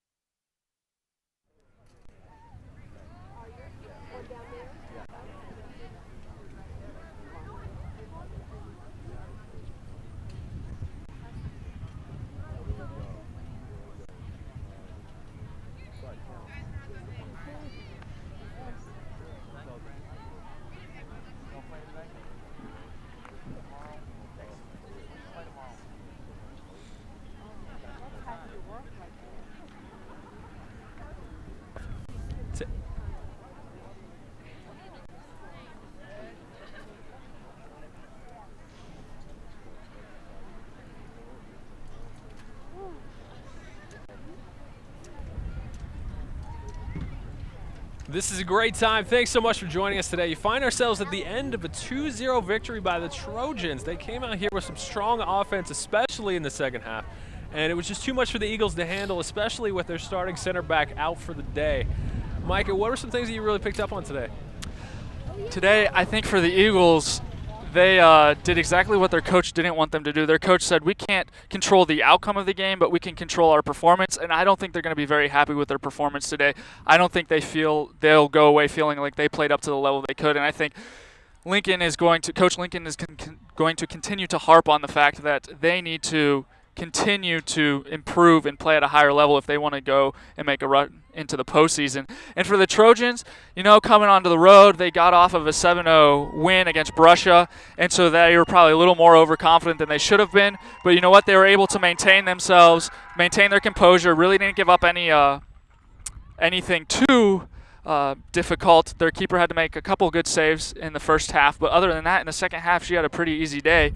And so I think the Trojans can go home happy with a 2-0 win, knowing that they played a pretty quality opponent, but they're going to have to improve as well once they get into conference play, because they play in the same conference as Spring Arbor, who is one of the top 25 teams in the country, and it's going to be a long road in that Crossroads League for them, because they are currently ranked to be fourth, or they're picked to be fourth and so that's last place in their league. And so if they want to do anything and have anything moving forward, they're going to have to continue to pick up their play. But for Coach Stan Scott, he's going to have to be happy with this result going home. I mean, you're going back on the road and going back to Indiana. It's going to be a happy bus. I have to say, and there's one thing you definitely want in this league is a happy bus, because if you don't have a happy bus, you have a sad bus. And that is no way to make a magic school bus, because you don't learn on those. And in fact, that had nothing to do with anything, but I was just excited to make that a part of our situation, our lives. And if you're going to talk about people making your lives better, I want to say thanks to this huge crowd that came out today making this awesome. The Asbury girls are going to be 5 games on the road, which is going to be quite a trip. But after that, they're going to be right back here, and we'd love to see each and every one of you guys out here joining us for the next game. Should be quite a pleasure. So I wanted to say thanks for joining us. Thanks to the whole crew for making this a great possibility. And if you want to check out any more information, be sure to check out the athletics link on asbury.edu. Yep. Thank you very much. Have a great afternoon. Thank you for tuning in with us, and we'll see you next time here at Asbury University in Wilmore, Kentucky.